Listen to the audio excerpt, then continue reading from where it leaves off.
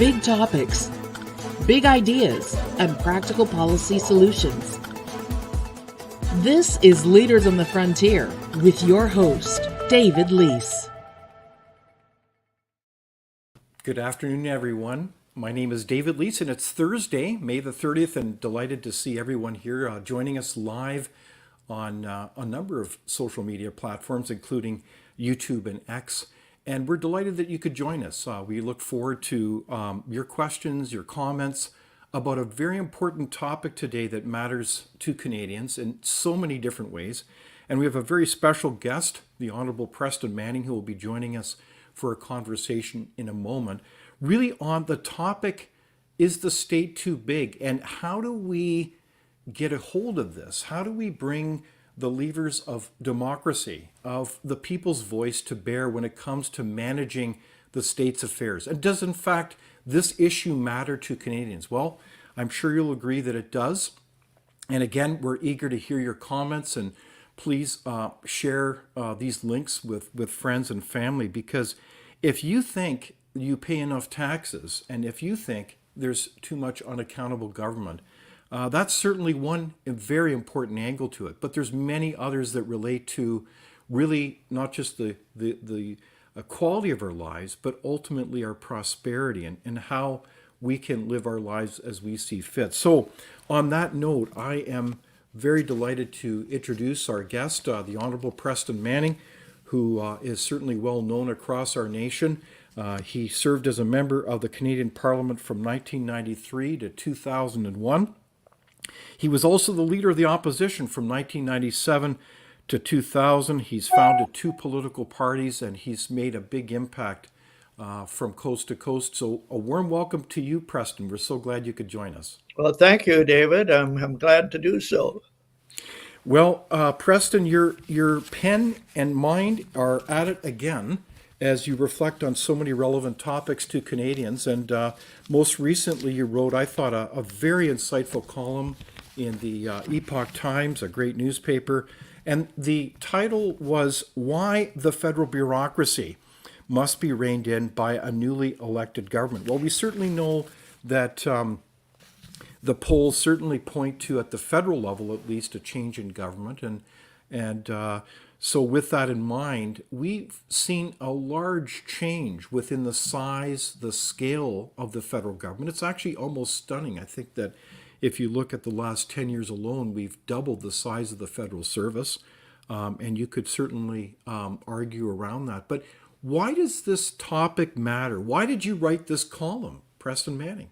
Well, I anticipate a change in the federal government. And one of the big challenges of any new government, not just in Ottawa, is how to get control of a very large public service. In the federal case, you've got now over 370,000 federal civil servants all over the country. If you get a majority government in the Parliament, say 180 seats out of 338, you got a majority government. You got 35 cabinet ministers at the top of that, and a prime minister on the top of that. And this little group has to control and get control of this huge machine. And that is a major challenge. And it's one that needs to be thought through before you get a new government. If you only start thinking about it the day after you form a majority government, it's a little bit too late. So I was trying to raise that issue in that respect. I think you're right on. So you're really challenging all of us as Canadians, but in particular, any new government or any government period, to really think about how the people, through the democratically elected process, have a voice and power over the civil service. We know that we've got to have a good civil service, but, when does it become out of our control? And I thought that's a good point, David, that this starts not with what you actually do with the bureaucracy, but it starts with who do you have elected to that legislature or parliament. Because if you have people in the parliament or the legislature who think that the answer to every conceivable problem and issue is some action by the government or some expenditure of taxpayers' money, it'll be the legislatures and the parliaments that are driving, at least one of the major factors in driving the the growth of the civil service. So you need people, I think, elected that have a concept of what we used to call limited government, that governments can do a few things well, but if you try to get them to do everything, you'll contribute to the civil service. One story that your readers might find interesting, my father spent 33 years in the Alberta legislature, 25 years as premier. And when he Amazing. retired in 1968, we visited the cabinet room for one of the last times. It was one of the last times that he was going to be there. And he said, you know, before I leave here, what I should do is carve into the ceiling of this place or print it on the walls a question. Is there somebody else out there who could do better what we are talking about in here? Isn't that brilliant? In So other can you words, repeat that question again, well, Preston? yeah, The is there question would be, anybody else out there, meaning outside the government, that could do better what we are talking about at this cabinet table? precisely. In other words, that if the elected people have this view that government is the answer to everything, then you'll have this continued bloating of the public service, no matter what else you do. I think that's spot on. So this is a very profound question because it just doesn't relate to the size of government in terms of its overhead and costs and, undermining prosperity ultimately, but it relates to the ability of citizens to have air to breathe and the freedom to be innovative and create solutions to a lot of the challenges we face. And that's called civil society. I mean, that's the history of our country, isn't it, Preston? That we've had group after group, whether it's places of faith to service clubs to all kinds of creative charities that have come to the fore to deal with Canada's challenges. Well, no, that's true, and well, one of the biggest concerns of this is just the cost of it because it translates into ever increasing taxation. But there's these broader considerations of the interference of a huge public bureaucracy with basic freedoms and squeezing out the non-governmental sector as the governmental sector gets larger. If you develop a plan. And I think anybody thinking of forming a new government has to have a plan as to how they're going to relate to the public service. And what some of your viewers might think about, what are the elements of that plan?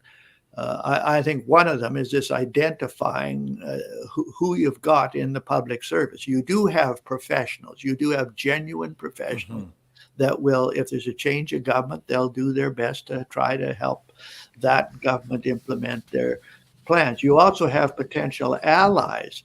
Like as the disillusionment with the Liberal government in Ottawa occurs, you've got that disillusionment inside the public service. You've got people in the finance department who are as concerned about this out of control spending as the taxpayers are. You have people in the Justice Department that are tired of defending these unethical practices by cabinet ministers, even by the Prime Minister. You've got people in the Foreign Affairs Department that think that the current Foreign Affairs Minister is a disaster and needs to be replaced. So you've got allies. So you've got professionals that you want to know who they are. You've got allies, but there's also a bunch of people in there that you need to promote to the private sector if there's a change of government. There's political patronage appointments, there's political hacks, there's redundant people, and there needs to be a plan to, graciously but firmly transition them out of the public service. And you got to have that plan before you ever get there. If you start thinking about that the day after you're elected, it's already too late. Indeed. So I think within that column, you actually kind of reference a basic kind of but profound 3-point plan. And you've just mentioned that one of the first tasks is, while keeping in mind that it's very important to have a capable professional civil service, is to identify the professionals. And I guess one of the things that for those people that maybe aren't as familiar with the structures or machinery of government is that virtually everything that's undertaken in government is really executed through kind of a trust and lines of authority with the civil service. And so a lot of them are very, and it's hard to generalize, but are very capable and hardworking, but others that are clearly not. Some are actually appointed to be kind of almost use the word political hacks in the article. But it reminds me of a great kind of a comedy, and I think we referenced this before in our conversation, called Yes Minister. It's a British comedy series, and people, if you have not seen it, you've got to watch it. But basically is a parody of British cabinet ministers navigating the reality that their deputy ministers or their top of the civil service appointments are really firmly in control and running circles around them.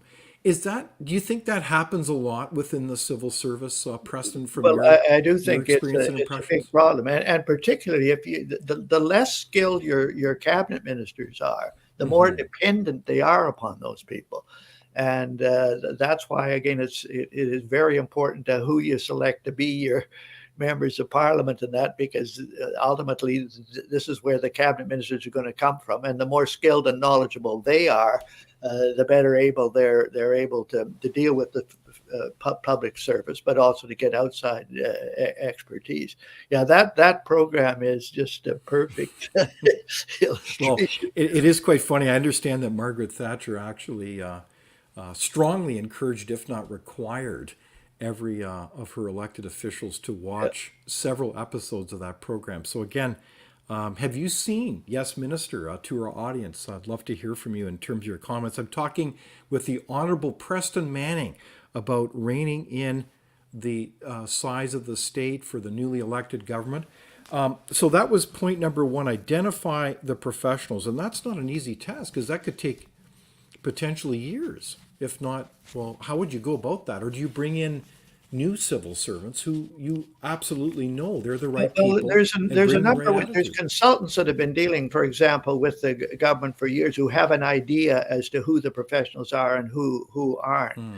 And they are one source. There's also just recently retired civil servants, some of whom have a perspective on this and are not happy with what's happening with the civil service. So there are different sources that, but there are other things you can do to add to this plan, David. If your idea is to somehow reduce the size of the federal civil service, one area is to take a look with the federal government as to where it is intruding on provincial jurisdiction. And there's about 6 areas where it's doing that. It's doing that in the health area. The Constitution assigns health care to the provinces, but the federal government has an act whereby it intrudes in the health field. The Constitution assigns natural resources to the provinces, but the federal government just had a bill introduced intruding into that sector. The Constitution assigns municipal government to the provincial government, but the federal government's been running the provinces through the National Housing Act and the Canada Infrastructure Bank to deal directly with the cities without dealing with the provinces. Now, these are all these intrusions into provincial jurisdiction are authorized by some federal statute.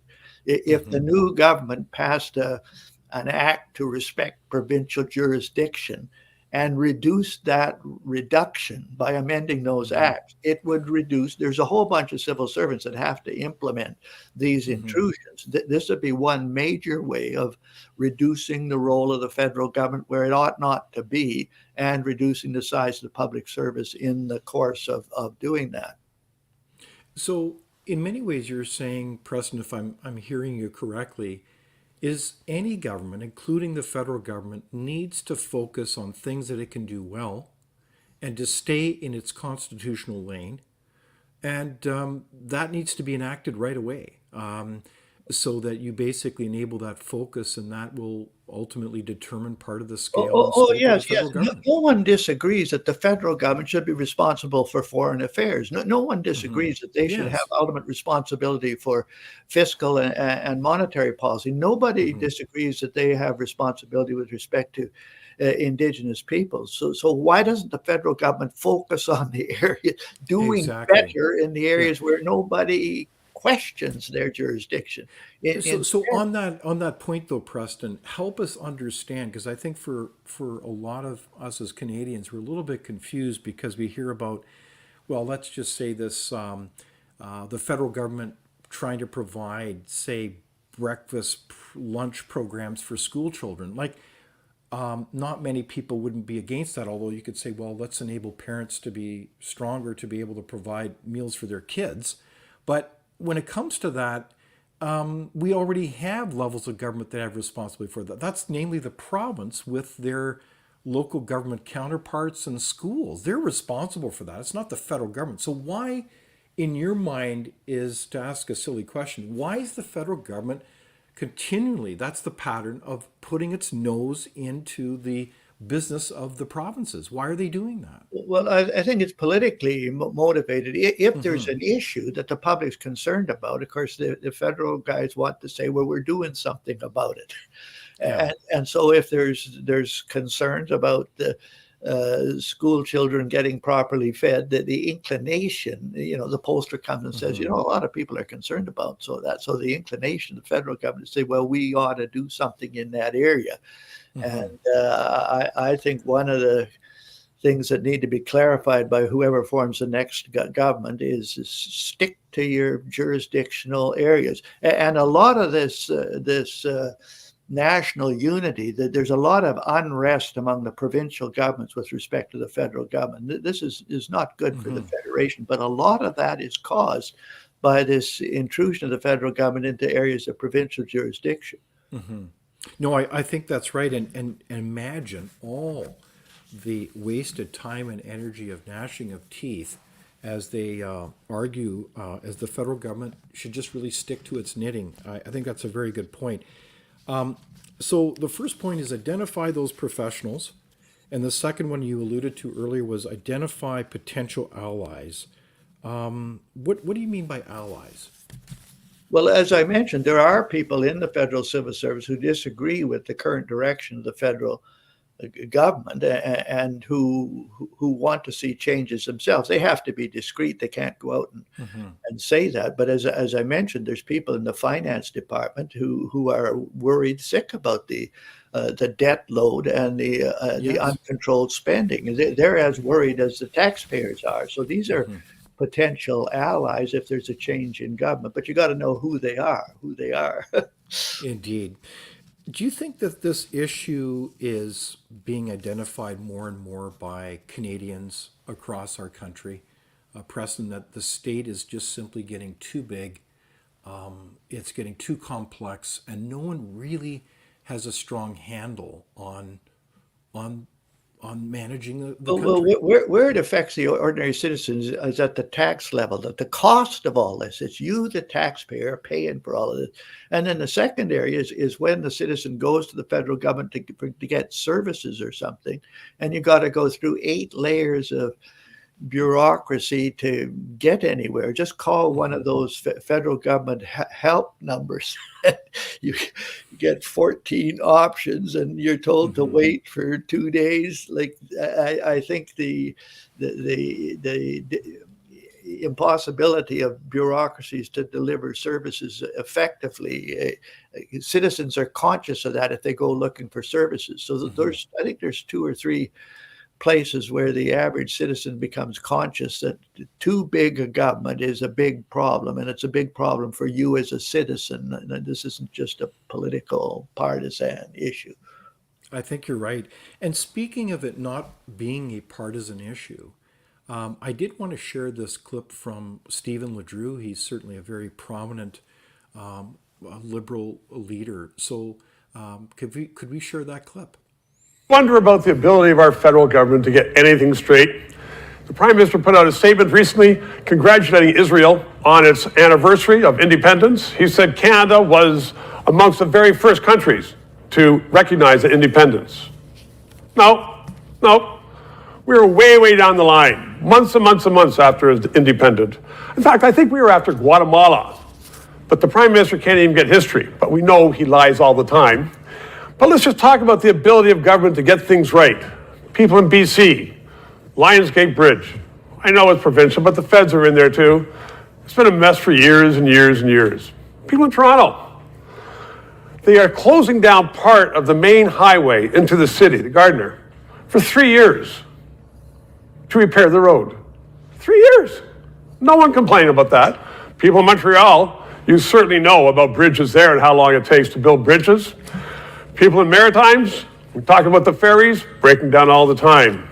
And here's the doozy, that Trans Mountain Pipeline. Yep, it was starting off around 4.5 billion, be finished in a few years, is around 35 billion years late. The government just seems unable to do big projects. But then let's just look at the little things. Things like passports, things like healthcare. They just can't seem to get anything right. And yet, when you listen to the politicians, Prime Minister, first of all, and the other politicians, the quislings he has in cabinet, they're all saying we are having a great government. Canada's number one. Simply not true. And with an independent press like this is not the press, but this is analysis, you get to hear some of the other points of view of what's going on. But it's not just a point of view, it's certain facts. And everybody across our country, and I listen to people all over the place, in the cities, in the country, rural places, and they are saying, Canada is just not working. So you've heard them say, well, it's not broken. Well, it is. Canada is now the laughingstock of the world. Our Prime Minister is disregarded by the leaders of the world, and he's simply making the case that he is the big shot and he wants to be reelected because of the good jobs they're doing. Well, the fact of the matter is, our government was increased, the federal government, by 100,000 bureaucrats, really well paid, big pensions, living across the country, and they are in great shape. And do we have better government? No. So let's just forget about these promises of dental care and pharmacare and health care and daycare and all the other things the Prime Minister said he has accomplished for you with your money. No, it's simply not true, because government can't do those things. Let's unelect politicians who promise the mountains, promise the pipelines, and get somebody in there who can just do what governments are supposed to do, provide basic service. So there you have it. That's a pretty hard-hitting analysis by Stephen Ledrew, former prominent Liberal leader. So what do you think about that? Is he being too hard-hitting, cynical about government and recognizing really its limitations? No, I think that's a fair analysis of the problem. Of course, the challenge is to how to fix it. And this is something even that opposition politicians have to watch. It's very easy to criticize what's being done, and there's lots to criticize. But the more important thing is how are we going to fix it? One of another point that should be on that plan list, and he partially referred to it, is to take a look at what can be privatized that the government is already doing. Like this business of the government or a government entity building pipelines. There's all kinds of people in this country that could build pipelines and have built pipelines all over the world. And taking a look at what can be done by the private sector. And then the more that you contract out things to the private sector, then the public service can be reduced to all it has to do is monitor that. It doesn't have to actually provide the service.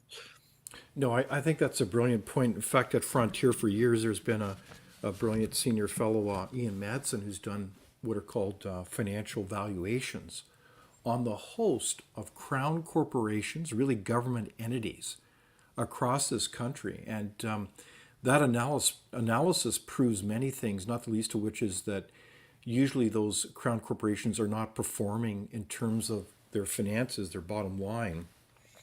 But I don't know if people realize this. Those crown corporations are in the end controlled politically. They don't necessarily make wise business decisions. But what happens is they hire a lot of people so they can be very inefficient. And they are creating a culture, Preston, as you'd observe, that is really very much like government. And so that would be a relatively easy thing to do, is to privatize so many of those corporations, like a number of past governments did years ago when I believe they privatized Air Canada, Canadian National. And those companies now are, you may not always agree, but are very high-performing companies that pay taxes now. And I think that's part of Canada's productivity challenge, is it not? Is that we have a very large government, and that includes a lot of crown corporations that really need to be privatized. Yeah, well, if you have this plan that includes identifying the professionals, identifying your allies, identifying who has to go, if you've got a plan that includes this reducing the federal intrusion in areas of provincial responsibility, so this reduces the role of the federal government and the size of the public service. If you look at just an objective look at what can be privatized, who can do the job most cost effectively. In some cases, it may be the government. In some cases, it may be the private sector. But if it's the private sector, then contract out. You've got this list. Now, one of the people that I really respect on this subject is Professor Donald Savoy of Moncton Yes, University. indeed. He's the chair of this what do they call it? The chair of public governance that's looked at this question for years. And Donald's got a number of suggestions as to what could be done to improve the situation. One of them I don't quite agree with, or maybe it's a long-term thing. He suggests you need a royal commission, that this serious problem is serious enough that requires a royal commission. My worry about royal commissions is that the last two that were done on this subject, the Glasgow Commission and Lambert Commission, it took 3 years to report and cost millions of dollars. And there may be some long-term merit in that, but this next government of Canada is going to need answers to some of these questions within 3 or 4 months. So whether appointing more a short-term task force to get at developing this plan, maybe there's a longer range approach that can be taken. But I think we need answers to this, at least some partial answers to these questions within 3 or 4 months of the election of a new government. I would be inclined to agree with you, but you see this issue through a sense of urgency. I think of the discussion that we've heard, certainly the last few years in Canada, has been a pronounced decline in productivity in our country, and certainly a decline in our standard of living. I think that the deputy governor of the Bank of Canada, Carolyn Rogers, used the metaphor that it's time to break the glass when it comes to Canada's challenges of declining productivity. And this has a real impact on Canadians' lives. So we don't have, in my sense, I'd agree with you, a lot of time to figure this out. We've got to go in with a plan and hit the ground running. I think that's your point, is it not, Preston? Oh, yes, and there are people that are working on this. One of the proposals that the Conservative Party of Canada has as the official opposition is just on the spending side, that for every new dollar of spending, it has to come from saving a dollar somewhere else. It shouldn't be additional spending. I mean, that's a rule that, if it was actually applied, would achieve some constraint on increased spending and increased size of the public service. But the official opposition really are the ones that need this plan for what to do if after the next election you're running the ship. Exactly. Very much so. I've used this Western analogy that winning an election these days is like winning the right to ride the bull at the Calgary Stampede. The bull is a lot that's a powerful metaphor. May be interested in throwing you off. Exactly. Yeah. So how do you ride the bull? How do we get a rein on the real power, really, in Ottawa, as well as so many other provincial capitals and other local governments? Is really the seminal question is how do we have a rein on that kind of unelected power? And I think you have a very powerful quote actually in your column. You say, but with the growth of the civil service and the size of the public bureaucracies today, increasingly the chief opposition to the decisions and policies of a newly elected government may not be that of the official opposition, but that of unelected public officials, the opposition of officials. Have you seen that over the years, Preston? Are there examples that you had in mind when you wrote that? Oh yes, in Ottawa, suppose you have a policy paper. Suppose a think tank like the Frontier Centre has a policy paper, and the minister agrees with it 100%. This is a great idea. He hands it to the deputy minister. The deputy minister hands it to his legal people, particularly if it involves a change in the statute. He hands it to the called the Legal Services Branch of the Justice Department. And these people take a look at it and they write a memo to the minister. Here's 25 things that these idiots outside don't understand about that statute. Now, half the stuff that they send to the minister is very useful information because they know why clause 65 of that act was amended 3 years ago because of a court decision. Half of their advice is good, but they are defenders of the status quo because they had so much to do with the status quo. And so this is a resistance from inside. The minister thinks this is a great idea, but he gets this memo. Here's 35 things that are wrong with it. Yeah, I think that's a very good example. So you really have to have enormous commitment and wisdom and courage and experience to be able to take on that kind of formidable team in the civil service. Well, Otherwise, and they'll run a circles balanced around you. source of advice, David. Like you need the advice from these experienced people inside. There's no point in saying that you don't, but you also need advice from outside, and so that the minister can balance the internal advice with the external advice. One of the criticisms of the current government is this is a different criticism that we haven't touched on, is that the civil servants are actually providing less and less advice to the cabinet, and the Privy Council office has this host of outside consultants who not everybody knows who they are, and they're not accountable when the policy advice goes sideways.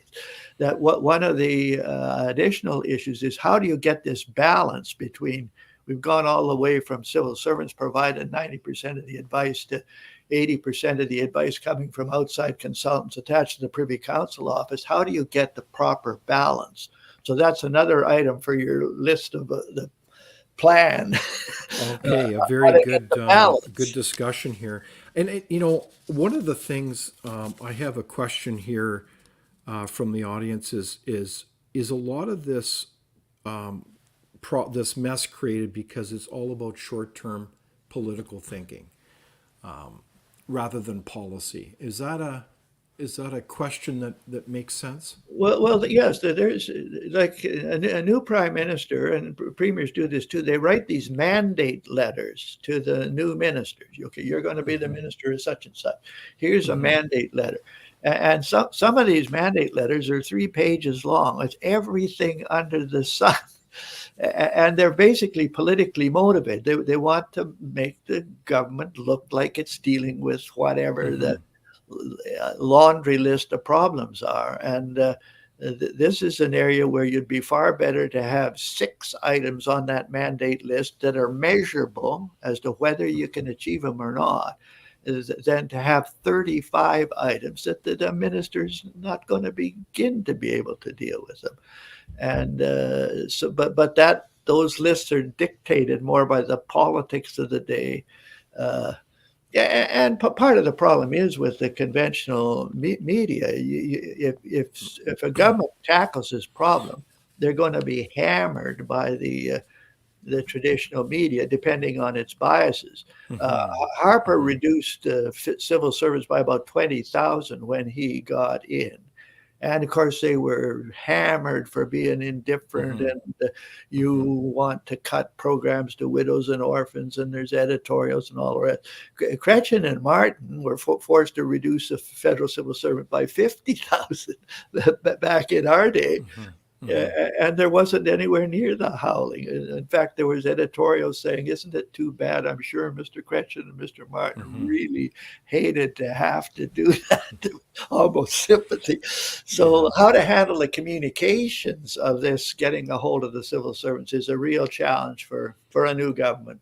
No, I think you're right. And it's interesting that I'm talking to you, Preston Manning, and it relates to the whole issue of when it comes to communications. And that has to do with how do you build the case? And I mean this with integrity, because you're at the forefront of this years ago, saying that the deficit does matter, the debt matters. And I think you kind of really played an instrumental role in building the case that with the political will then of others to actually make some really tough decisions around the scale and scope of government. I think of some of Paul Martin's decisions and with Jean Chrétien. And there were certainly others that Mulroney tried to work at as well. But Canada was on a really bad track of bigger and bigger deficits, as you know so well. Can you give us advice on how a new government really looks at the eyes of Canadians and says, we've got a real problem and we've got to get our fiscal house in order, and we've got some tough what helps decisions is to to make? build up public support for this. Like back in the early 1980s, the pollsters, when the Reform Party was being put together, the pollsters came to us and said that there is less than 25% support from the public for this business of balancing the budget. So instead of saying, well, I guess we shouldn't campaign on that because there's not a lot of public support. No. We said, okay, we're going to change that.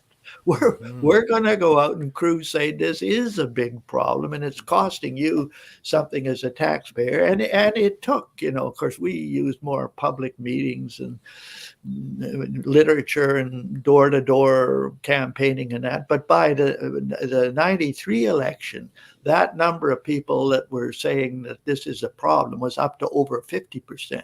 This is why Chrétien and Martin attacked the problem. It wasn't because they suddenly had an ideological conversion to balance budget. It's because their pollsters came in and told them, look, these idiots out there have cranked up the public support for this to the point where it can't be ignored by whoever's the government. Right. And so efforts by think tanks and by third parties to acquaint the public with the seriousness of this problem, to get the public support up, that makes it a lot easier for a government to do something about it. So to be clear, you help set the table, if you will, in terms of generating the public support, the will to make those decisions. And so today, what strikes me as quite a challenge is we don't kind of have the same mainstream media that we did before. I know there's debates about to what extent they were balanced before, but today we've got some 2,000 media outlets that ironically are on the government dole in terms of federal support.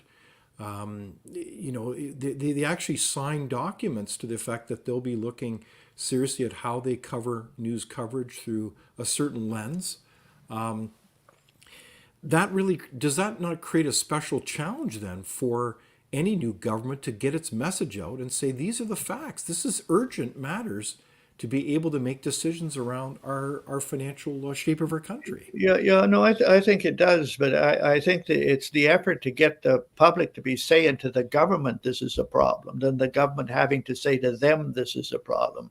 Okay. It's a lot easier for a government to act when the public is saying to them, look, we think this is a problem, get on with it, than when the government perceives a problem but has to go out and convince the public that this is so.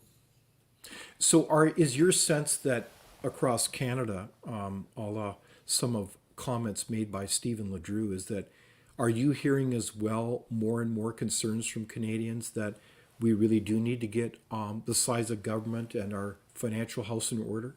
Well, I think the broader thing, and the polls reflect this, although you have to be careful about polls. Diefenbaker said only dogs know what to do with polls. So yes, okay. shouldn't take that into account. But I think the polls are showing there's general dissatisfaction with the government's management of a whole bunch of issues, including the fiscal and financial side. And this is leading to the distinct possibility of change of government when there's an election. And the bigger challenge is for that whoever is next in line to form the government, which is the Conservative Party of Canada under Pierre Poilievre, being prepared to deal with these problems, including the one that we've discussed today. I think that's the bigger challenge now, being prepared to deal with that problem. Okay. I do have a question from our audience, and it has to do with the hiring of civil servants. Is it possible to actually deal with the civil service if they've been hired under new rules that contradict merit? And I think the EG is, like, for example, diversity, equity, inclusion. So in other words, if I understand the question correctly, do you have a different type of civil servants that really doesn't focus on merit anymore, but on other Well, ideological I think that's the thing tests. that has to be reversed, that the emphasis has to be put on merit first. And that'll require some reversal of the criteria for hiring. And even to like this current criteria where what is looked at is gender, what's looked at is race, what's looked at is sexual orientation. Even that kind of hiring is ultimately unfair to those people. Because suppose a woman gets hired on that basis, and people say, "Oh no, the only reason you're a judge or the only reason you're a deputy is because you're a female or you're the right race." Maybe she is very competent, but it's even unfair to the people that are ultimately hired under those criteria. So uh, I hate to say it going backwards, but going to merit hiring has to be part of the future of the hiring in the civil service. Yeah, it really does make sense. Now, there are, when we talk about the size of the state, what occurs to me as well is how do we deal with this issue well, Preston, if we don't confront squarely the whole issue of transparency? And it's very interesting because I believe there was just an alert today about the Prime Minister really objecting to sharing quote, secretive cabinet documents about foreign interference with, ironically, the inquiry on foreign interference. I mean, how are we supposed to get at the bottom of things if we don't share documents? But there was an interesting story that was reported this week. I believe it was just today, where Treasury Board in Ottawa was proposing to change the sunset rules around when documents no longer become secretive. So in other words, right now, today in Canada, if I understand the rules correctly, quote, secret documents are held in limbo forever. There's no sunset where they become public after, say, 10 or 20 years. But instead, they're held in these, I imagine, giant warehouses or even electronic ones, that these documents are held indefinitely. And the irony is that historians have trouble researching Canada, and they have to go to other countries' archives to find out what may have happened historically because we are so secretive as a government culture. Now, does that not undermine the whole opportunity to find out and hold government to account? Well, that's another item that can be put on this list. I'm a great believer in sunset clauses, not just on information, but sunset clauses anyway. For programs and everything else, even if you decide to renew the program, the fact that the sunset clause forces you to say, do we really need this or not? And this applies to, again, applies to secrecy regulations as well. There should be sunset clauses there, and the sunset clauses should be more shorter rather than longer. And I'd say I'm in favor of a sunset clause on the current government. So I would extend it to that broad extent. No, I agree.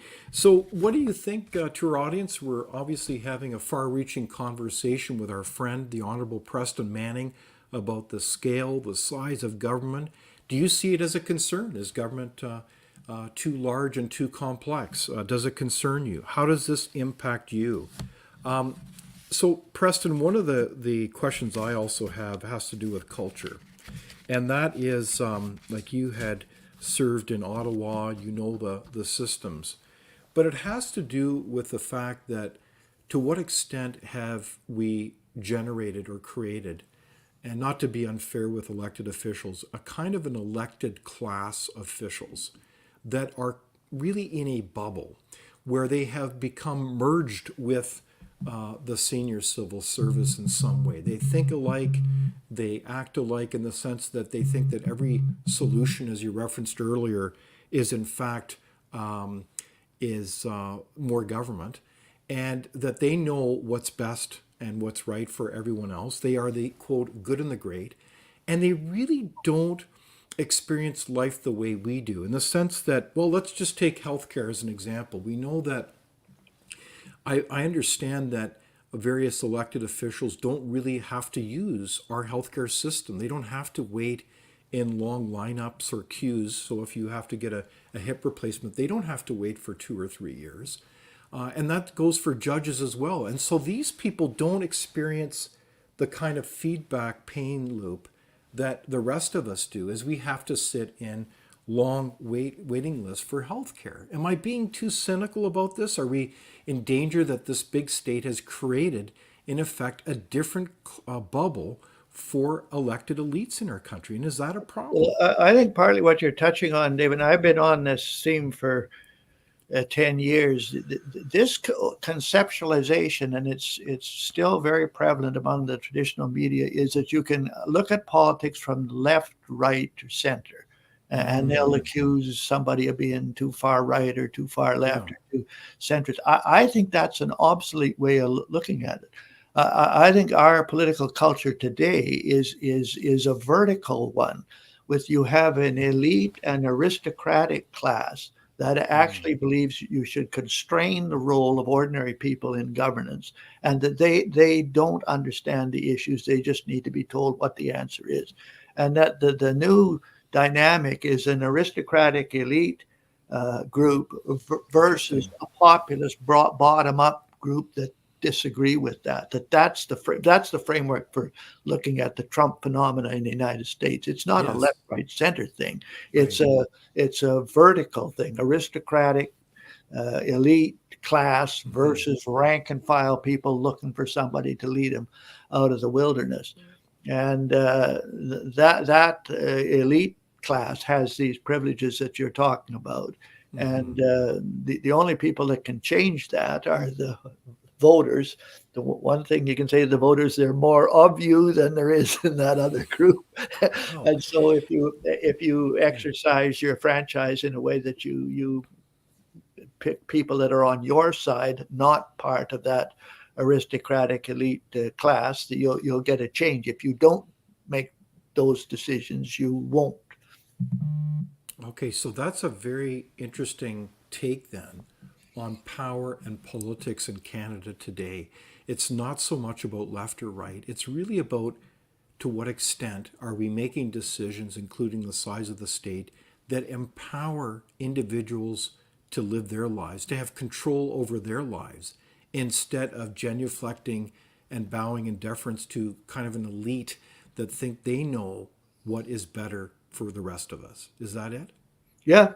And it's not a new thing, David. The classic book on this is by de Tocqueville, the French writer who wrote Democracy in America in 1830 something, where he said the real divisions in the United States are not the ones that we're talking about. He said the real divisions are between those who are animated by the aristocratic passion, who wish to reduce the role of ordinary people in governance, and those who are animated by the democratic passion, who wish to expand it.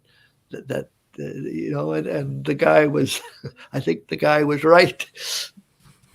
Well, I think that's very well said, Preston. Very powerful discussion, because if you understand that point, then you can see on all kinds of measures the ways that we can, through good public policy and insight, empower people, not disempower them.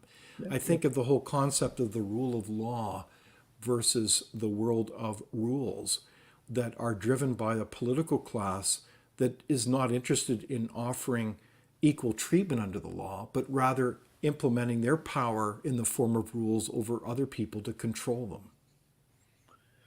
Yeah, well, that's another whole subject, the rule of law. But there's things that ordinary folks can do that if you want the rule of law, you better know what the law is. I chaired this panel for Premier Smith. It was the only government that wanted to look at what are the lessons from the COVID crisis. And in particular, we were to look at should there be changes in the legislation that govern. We had a very good discussion about it. Well, and we the government put a question on their website: what changes, if any, should be made in the laws that governed how we approached COVID? And there were 3,000-4,000 responses to that. What these responses proved is that Albertans didn't have the foggiest notion what the laws were that governed the approach to COVID. Isn't that interesting? Not yes. the foggiest notion. So then we and to be fair, then we put up some. Here's the laws that govern this. But what that indicates is if you want the rule of law, citizens have to pay a little bit more attention to what those laws are. And it doesn't mean you got to know the revised statutes of Canada, but you maybe should know what the Charter says, what the Constitution says. If it's a public health crisis, maybe you should know what the Emergency Act says or what the Public Act says. Or if they're closing down your schools, maybe it wouldn't hurt to know what the Education Act is. I think we often say we want the rule of law, but then we as citizens don't do a lot to. I think you're right on. So we've had a far-reaching conversation about this really a very important topic, Preston. And so it begs the question, what can we as citizens do? And I know you've written extensively about this. I think your book was called Do Something. You had many very practical suggestions. What would you be advising citizens to do as they look at this huge morass of a government that just has octopus arms over every aspect of our life? Where do we begin just on this? one simple thing is, as we're going to get into a federal election campaign and debate, is to have a couple of questions ready for your candidates, or have questions ready for your existing MP. What specifically are you proposing in order to reduce the federal civil service size and to reduce the federal deficit and debt? Have some concrete questions, and then govern your voting response to how well those questions are answered. Yeah, very good. I mean, I think perhaps another way to look at this is to look at the outcome.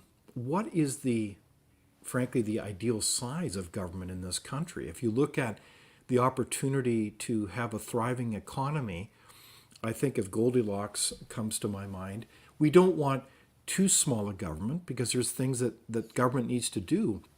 But most importantly, we need a healthy, large, robust private sector. That's the goose that laid the golden egg for Canada. And we're getting to a point where the government is just far too big, and we're putting a tax in the form of deficits and debt on future generations. So there's a moral issue there. So what would be the optimum kind of size of government? I think research consistently points to the idea that the sweet spot is around 26 to, say, 30% tops in terms of the size of government. So we've got to really, I think, don't we as citizens need to push an agenda that says we can't have too big a government. Otherwise, it doesn't allow us to breathe and do what we need to do to. Well, I think you're better. I think you're better to approach that at the micro level rather than at 90,000 feet. Like, you can do theoretical papers on it should be 30% or 26%. At the practical level, just answering this question: who can do this job most cost effectively? Indeed. And go through everything that a government is doing. Who can do it most cost effectively? And that'll sort out what ought to be in the public sector, what ought to be in the private sector. And I'd be inclined to use a lot of requests for proposals. Ask the question: is there anybody else out there who can do what the government is contemplating and can do it more cost effectively? I do have a comment. And I do have another question from our audience. All senior bureaucrats and elected officials should have their and their partners' investments put in a blind trust. Without even small first steps, the corruption will never end. What do you think about blind trusts, Preston? I think there's certainly merit for that for cabinet ministers, and that what you have to be careful on, if you're too restrictive on that, you won't get a lot of good people to touch the running for office or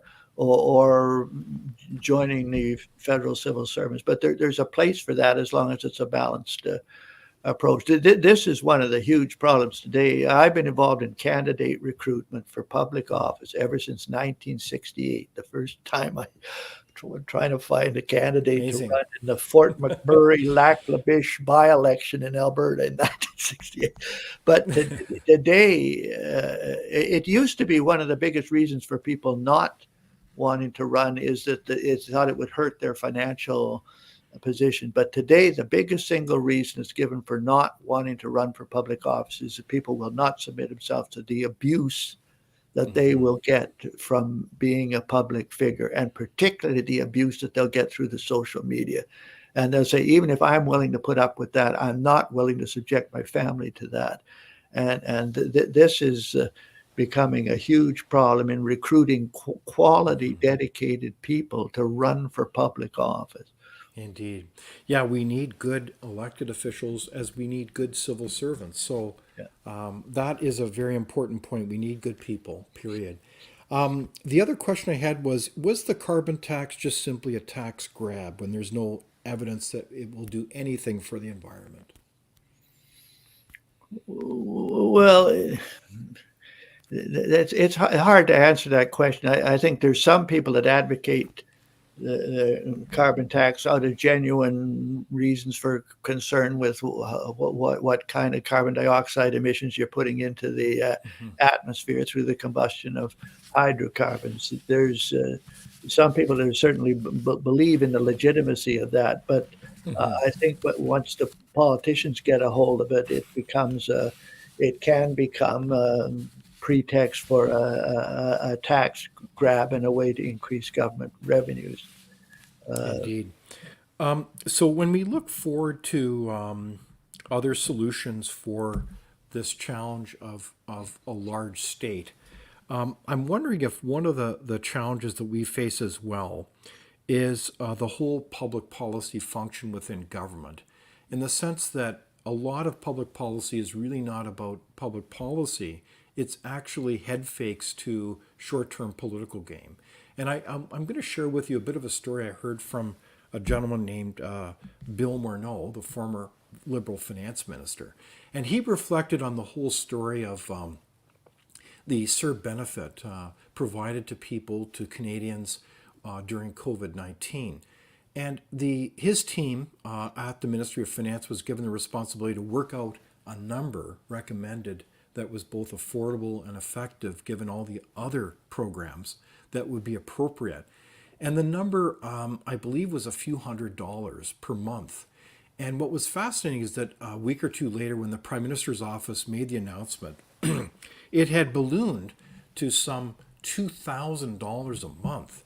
And kind of the rest is history, because it set a precedent of enormous spending across the board, as everyone observed at that figure and used that as a precedent to say, well, me too, if you're going to give that to individuals. And what's amazing is that Morneau shared the story that in conversation with the Prime Minister, he asked, well, why did you increase it so much? And the response was, well, it was really optics. The look of the figure didn't look high enough, so we thought we'd increase it a lot. So is a lot of our government decision-making sadly not based on policy, but on optics? It's just a political game. We are spending money like drunken sailors all because of optics, not because of public policy. Well, yes, no, I think that is a huge problem. On that particular issue, but part of the problem there was what Morneau is talking about is dealing with it at the micro level. At the macro level, if you're going to shut down the economy for whatever reason, you better do an impact assessment as to what is that going to be in macro terms. I know the Alberta situation. In the Alberta situation, the contraction of the Alberta economy due to lockdown measures was about 8% of the economy. The Alberta economy is a $300 billion economy. You contract it by 8%, you're going to do $24 billion worth of damage to the economy in terms of reduced revenues, reduced wages, lost jobs, bankruptcies, etc. Now, I think if officials knew that big number, You want to do $24 billion worth of damage? How are you going to compensate that with a couple of $1,000s to whoever, or a couple of $100? I think that macro analysis. The other thing with Alberta, the contraction caused a 7% contraction, or 7% increase in the unemployment rate. Alberta has a workforce of about 2 million full-time jobs. A 7% increase in unemployment means you have hurt 140,000 jobs by those measures. If you knew what the macro thing was, wouldn't it make you hesitate? You're not going to be able to repair that with some micro problem handing a couple of $100s to individual families. So I think the consideration is the macro, start with the macro rather than the micro. Okay, well, that's good advice, as we have had quite a far-reaching conversation today, Preston. Not a surprise, and I want to thank you on behalf of everyone for joining us for this conversation, and for, again, your voice on these important matters about why the federal government and bureaucracy must be reined in by elected, democratically elected officials. So thank you for joining our conversation today, Well, Preston. thank you for having me. I very much enjoyed it as well. It's been a pleasure, and thank you for our audience members for joining us as well. And be sure to join us next Thursday as the discussion continues, and be sure to share this with our friends. And thank you, and have a great day.